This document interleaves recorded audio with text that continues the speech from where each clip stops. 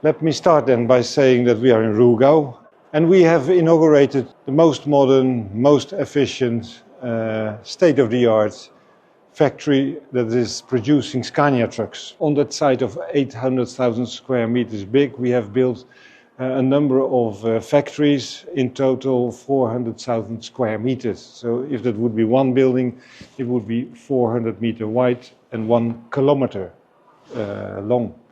Capacity of the factory is 50,000 units per year, so we can produce 50,000 units per year.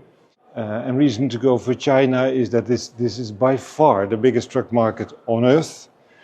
It's twice the size of Europe, even on a low level as it is today.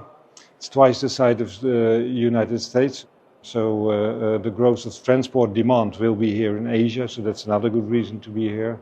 And the third good reason to be here is that technological development here in China is going by far fastest on earth. It's going faster than anywhere else. And we want to be part of that technological development. We want to be part of the Chinese technological ecosystem. And that's why we're here.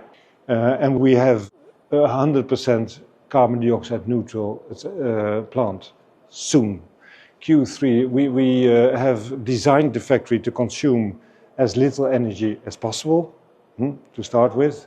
Then the energy that we need, that we produce ourselves with solar panels on the roofs. When that is not enough, we buy green electricity. And from Q3 next year, we will get biogas from the Rugao government-related company will supply us with biogas. And then we will be 100% carbon dioxide neutral. We have set the target from start to become carbon dioxide neutral.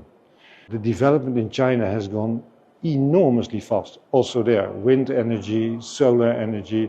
So I said one of the source of energy is electricity that we buy, and that electricity we buy as green electricity, and that is the price of that is the same as conventional electricity today.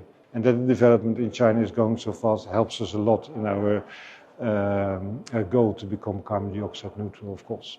As I said, when it comes to electrification, digitalization or autonomous driving, developments are going faster here in China than anywhere else on the world. So an important reason for us to be here is to be part of that ecosystem.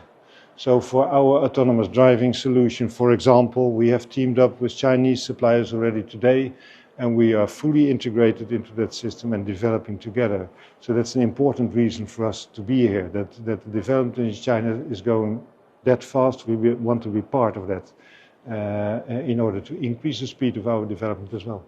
We are collaborating with industrial partners, with suppliers, with universities. We have lots of partners where we collaborate with.